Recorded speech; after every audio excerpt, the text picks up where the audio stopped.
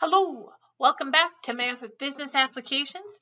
Today we're going to be taking a look at your supplement, part 8, which is ratios and rates.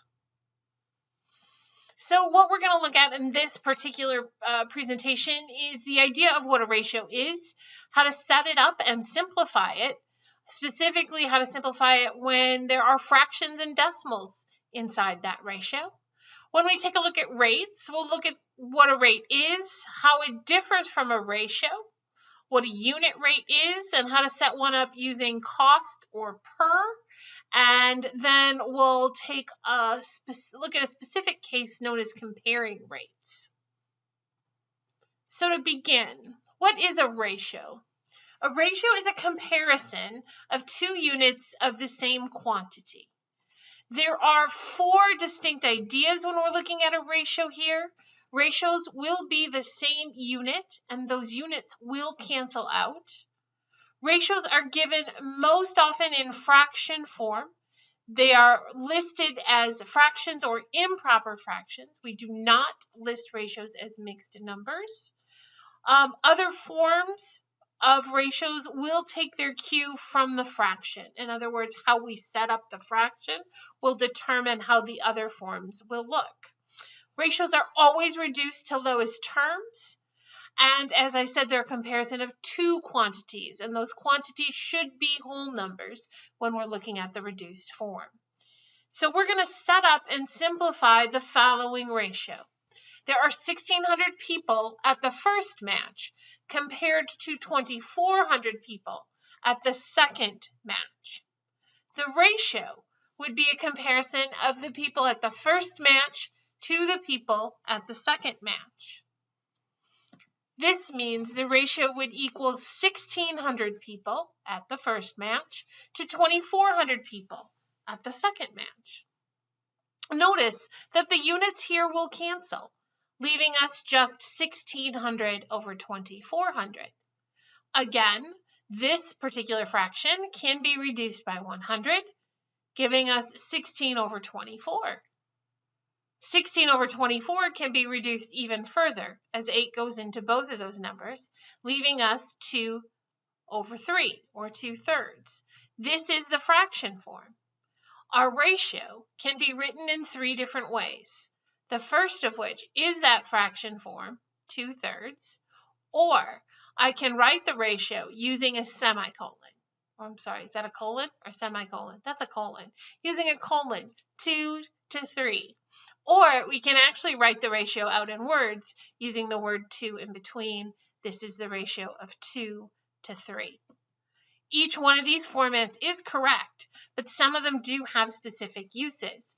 For example, the colon is often used when we're dealing with odds or probability. All right, a couple examples to go through here. The first example, we have the pitch of a roof. It's defined as a vertical rise to the horizontal run, how much the roof goes up compared to how far over it hangs. If a roof pitch rises 14 inches for every 10 inches of run, what is the rise to the run as a ratio in lowest terms? We're going to take our cue here from the words rise to run. So if we highlight that, we can see that rise comes first before the word to, and run comes after. This tells us that we're going to put the 14-inch rise first, then the colon, then the 10-inch run. Notice that both 14 and 10 are our numbers here, and that they are divisible by 2. So when I reduce that, I will have the ratio of 7 to 5. Now, I can't reduce 7 or 5 any further, so I'm going to put a red box around that to show that I'm done. In the second example, steer are slaughtered when they reach a weight of 1,200 pounds. Grain-fed steer can reach that weight in 9 months. Grass-fed steer take 12 months to reach that weight. Compare the finishing time of the grain-fed steer to the grass-fed steer as a ratio. So again, using the word problem, I'm going to look at what they've asked me to compare. They've asked me to compare the grain-fed steer to the grass-fed steer. So I'm going to use the grain-fed steer's finishing time first. That's 9 months compared to the grass-fed steer, which is 12 months. This gives me a ratio of 9 to 12. Once again, the months would have canceled away. Notice that both 9 and 12 are divisible by 3. So this gives me a reduced ratio of 3 to 4. And since that does not divide out any further, I can red box it, and this is my final answer, 3 to 4. All right, so what if there are either fractions or decimals inside of that ratio? What if they're not whole numbers? For example, how would you write something like 7/8 to 2 5/6 as a ratio? Well, notice again, we've got the word 2 in there. That gives us our order. So I'm going to write it down as 7/8 to 2 5/6. Looking at these, I see two fractions. And much of the time when we have fractions, we need a common denominator. This is no different. I'm going to determine the common denominator for 8 and 6. The LCD for 8 and 6 is 24. So I can either elevate these two numbers to 24s, or I can eliminate the fractions by multiplying each one of these numbers by 24. So I'm going to take 2 5/6, and I'm going to multiply that by 24. And on the other side of my ratio, I'm going to do the same thing to 7/8. Now, you can do this multiplication by hand if you remember your fraction rules, your fraction processes, but you can also use your calculator. So there is nothing wrong with taking out your calculator and doing 24 times 7/8, and also using your calculator to do 2 5/6 times 24. This gives us 21 to 68. Notice how the fractions have been eliminated. That's why I like this method. It's just one step and the fractions are gone. Now, I do need to determine if 21 over 68 or 21 to 68 have any additional factors that can be canceled out. So I need to be sure that this is reduced to lowest terms. And it is. So I can red box that one, and I'm done. All right? What if there's decimals? Here I have an example of write 2.25 to 0.9 as a ratio. Again, the word 2 tells us which comes first. The 2.25 is before the 2, the 0.09 is after. So that gives us our order. We're going to use the same process as before, but in order to do that, you need to be familiar with place values. So as I look at the 2.25, I want to say it mathematically correct. In other words, that is 22 25 hundredths. Notice that the 2.25 is hundredths. 0.9 is 9/10. So I have hundredths on the,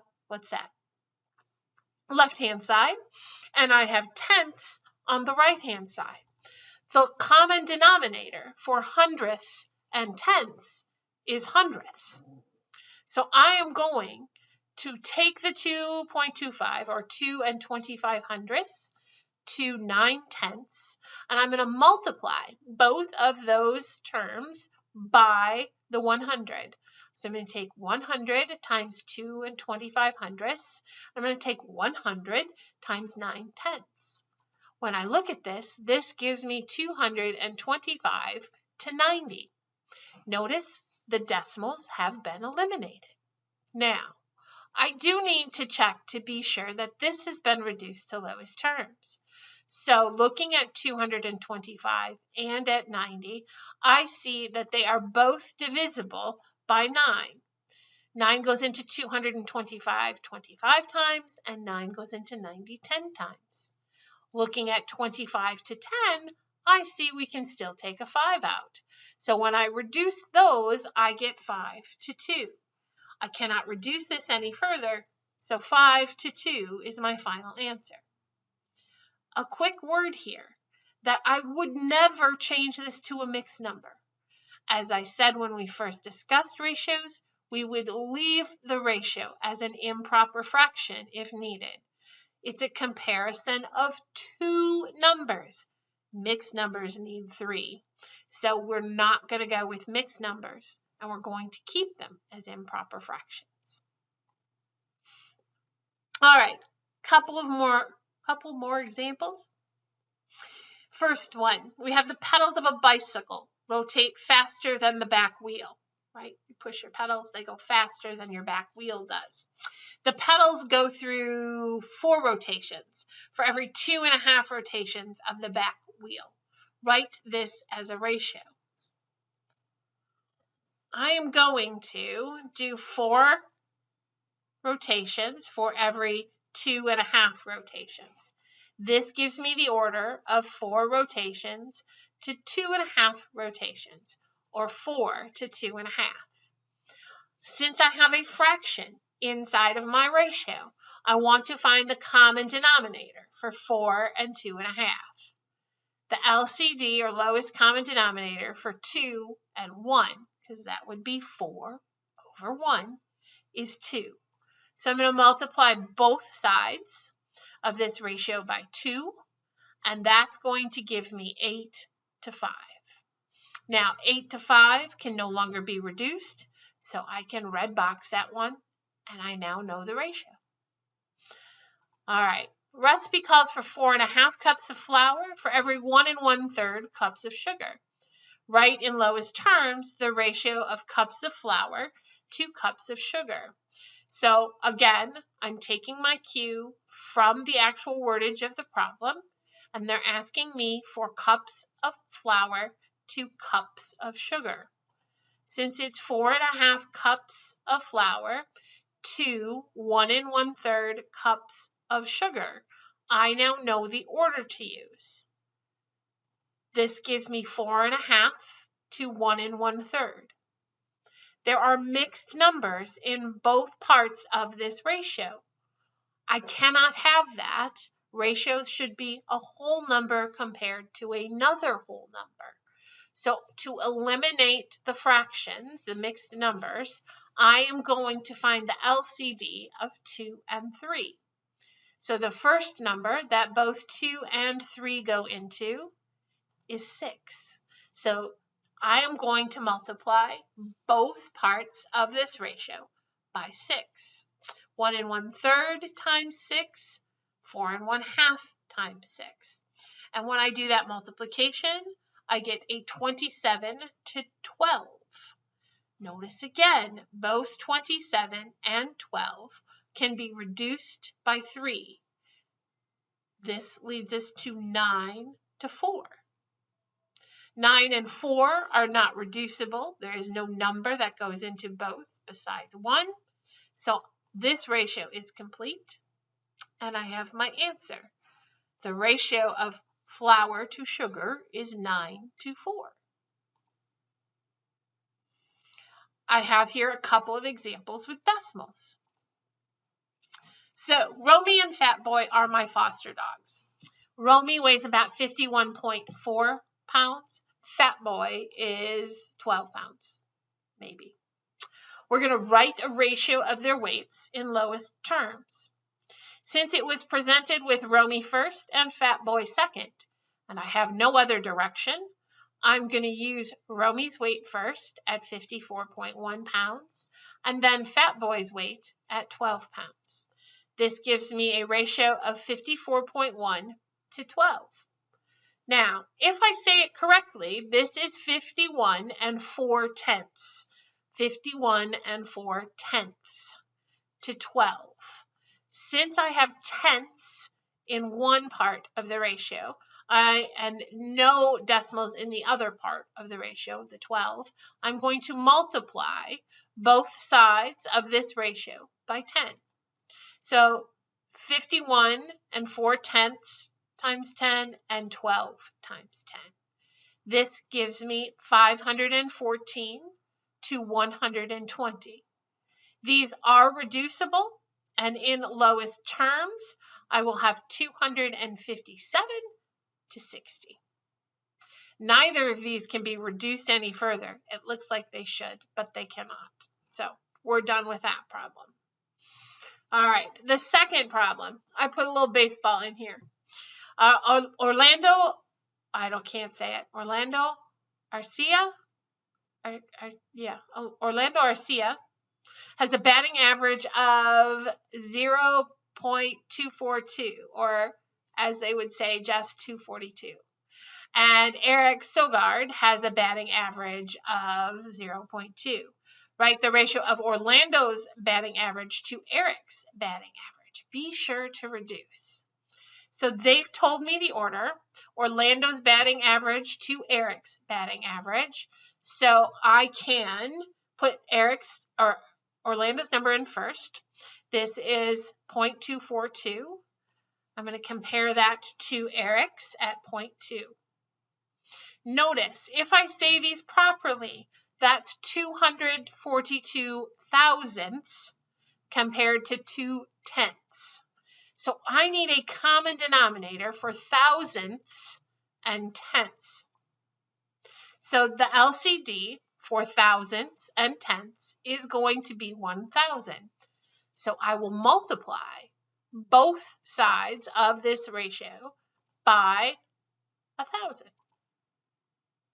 This gives me 242 to 200, which will reduce by 2, giving me 121 to 100. Will not reduce any further, so I'm done. All right. Next, we're going to move on to a rate. And how is a rate different? A rate is a comparison of two numbers where there are different units. So the different units must always be stated in the problem because they're not going to cancel. The fraction form is still used for a rate. We will reduce it to lowest terms. And there are two quantities, just as before. Those two quantities should both be whole numbers, and their order will be determined by the problem. The big key here with a rate, the main difference, is that we will have different units instead of the same unit. What does that look like? So here's our setup. Una Pizza has 250 transactions for 625 pieces of pizza sold. Find the rate of transactions compared to the number of slices. So this is going to be a comparison of transactions to slices. So what I like to do oftentimes is write out the transactions and slices. Notice, because of where the word to is, it's going to be transactions first or in the numerator and slices second in the denominator. This will look like 250 transactions over 625 slices. Notice the units here are not going to cancel. Transactions and slices are not the same thing. There will not be canceling. I can reduce, however. 25 goes into both 250 and into 625. So I was able to reduce by 25 to get 10 transactions for every 25 slices. Notice both 10 and 25 will cancel again by 5, giving us 2 transactions for every 5 slices. Now, the first format we have here is that of, First format we have here is that of a fraction, but we can also write it out in words as 2 transactions every 5 slices. Note that the rate lists the units. Our units are stated as a part of the rate. Both transactions and slice are used. Those cannot be left out when we do rates. They have meaning to the problem. And if we switch them around, we get a different answer. All right, a couple of examples. Casey walked 22 miles in 6 hours. What was his rate of speed? All right, we know 22 miles in 6 hours. I'm going to use the order that this is written to write down my fraction as miles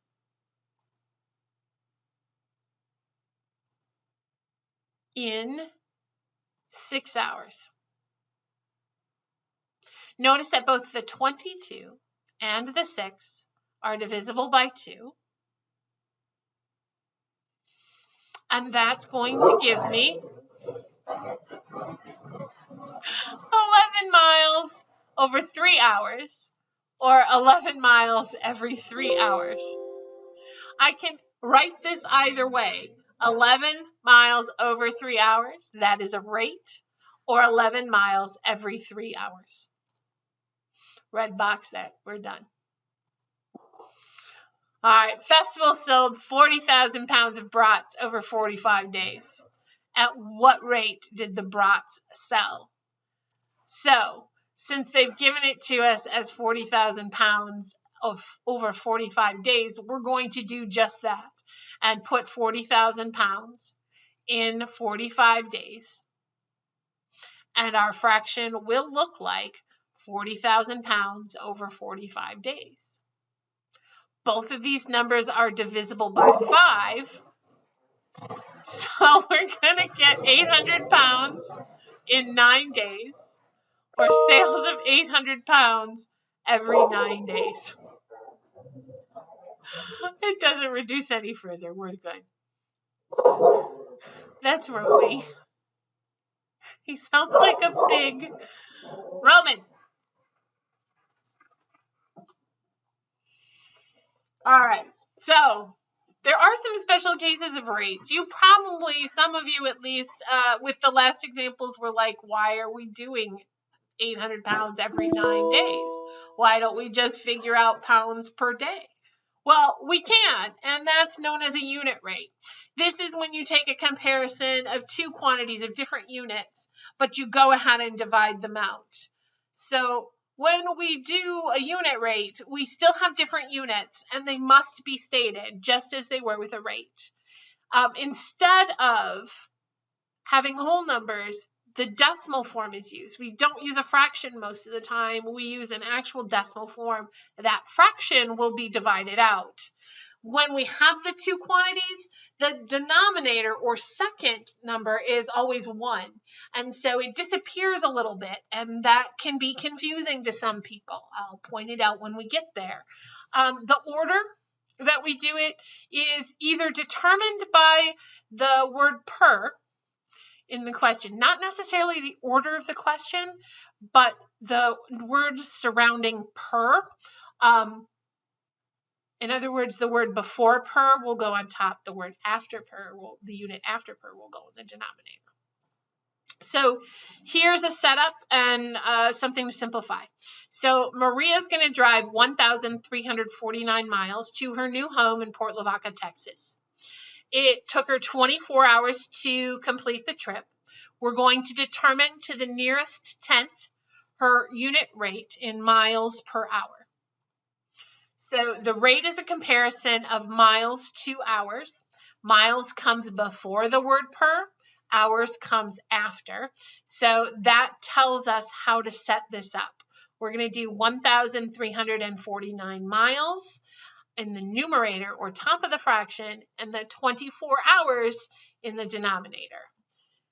The units, as you see them here, will not cancel. Okay, they're not going to cancel. And what we're going to do for a unit rate is we're actually going to separate or divide out the numbers.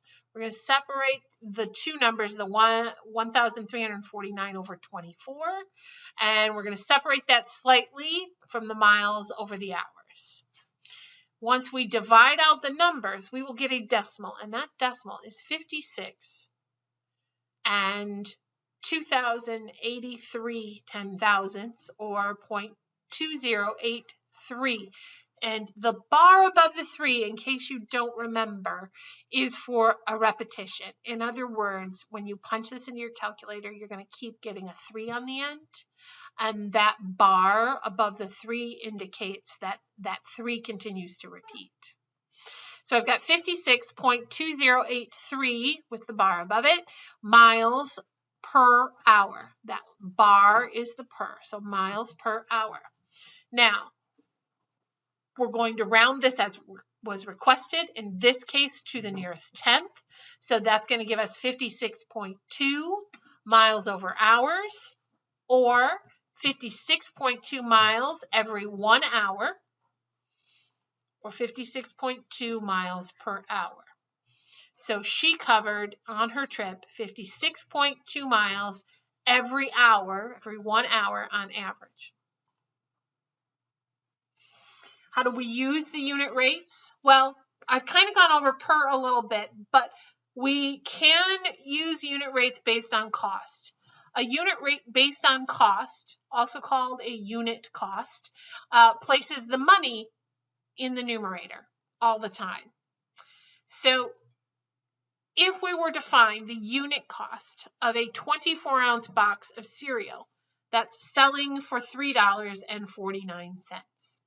The important part to remember here is that if you're asked for the unit cost, that is the unit rate based on cost, the $3.49 or the money always goes on top.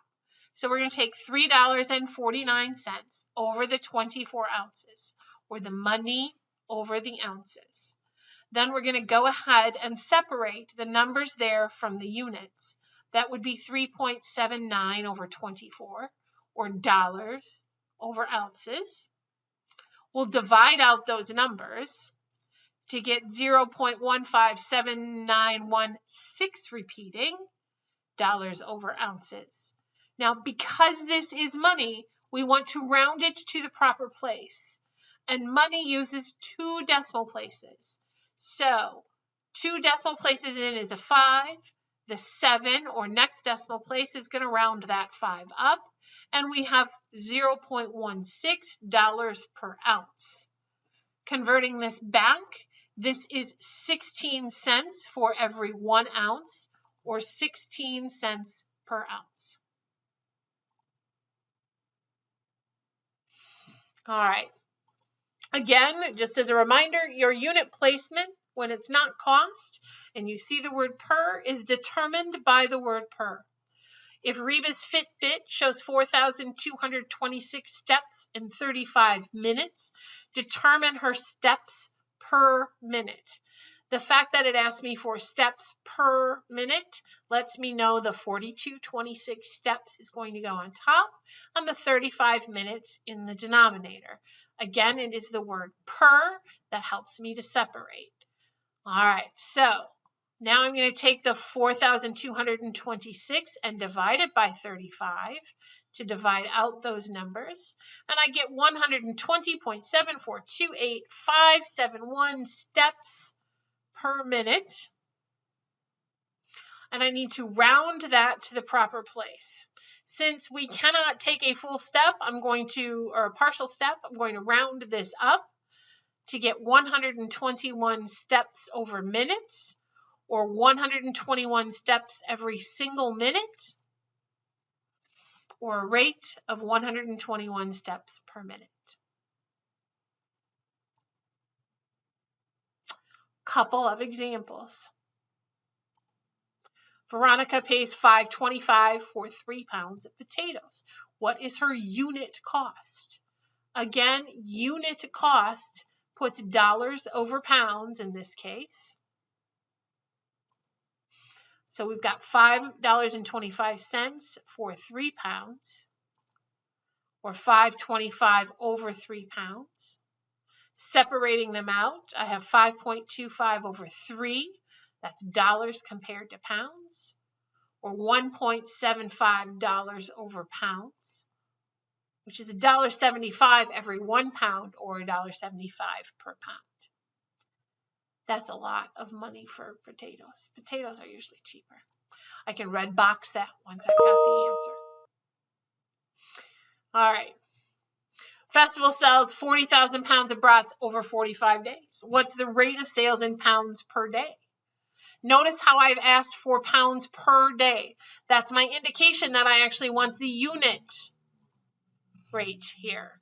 So I'm going to take my 40,000 pounds in 45 days, and I'm going to go ahead and calculate it the same way, except instead of just reducing, I'm going to go ahead and separate those and then divide out 40,000 divided by 45, and I get 888.8 repeating, which is 889 pounds every 1 day, or 889 pounds per day. All right, the last piece, home stretch here, is the idea of a cost comparison. Unit rates, and specifically unit costs, can be used when comparing the cost of an item. Let me give you an example. I was on Target's website, and if Synergy sells a 48-ounce bottle of kombucha, I always say it wrong, kombucha for $8.99, or a 16-ounce bottle for $2.79, which is the better buy? Now, normally we would think that when you're buying in bulk, you're actually getting a better buy. But if we look at the smallest unit, in this case ounces, and the cost per ounce, the unit cost for each, we can make a comparison. So we're going to find the unit cost of a 48-ounce bottle for $8.99. And to do that, the unit cost is always money on top. So we're going to do the $8.99 divided by 48 ounces. Separating them out to do the division, I would get 0.1872916 repeating dollars per ounce. Or, since it's money, we want to round to 2 decimal places, $0.19 per ounce, or 19 cents for every 1 ounce. 19 cents per ounce. I'll do the same thing with a 16-ounce bottle for $2.79. And this time I'll take $2.79 divided by 16 ounces. Again, unit cost is always the money over the ounces. Or 2.79 divided by 16. When I divide that out, I get 0.1743275 over ounces.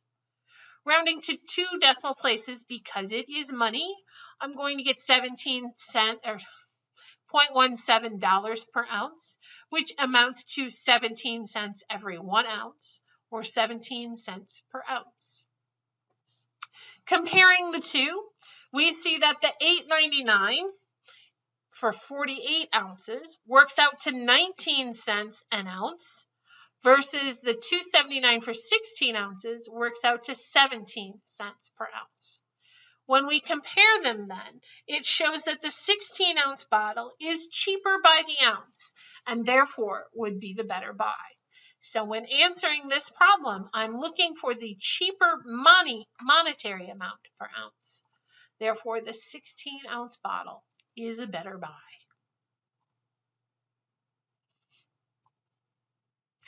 All right.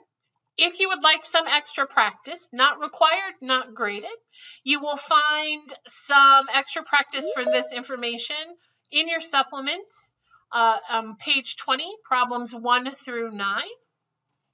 There is also a graded assignment on WebAssign. It is listed as rates and ratios. If you have any questions, please don't hesitate to reach out to myself or your math support person. Thank you.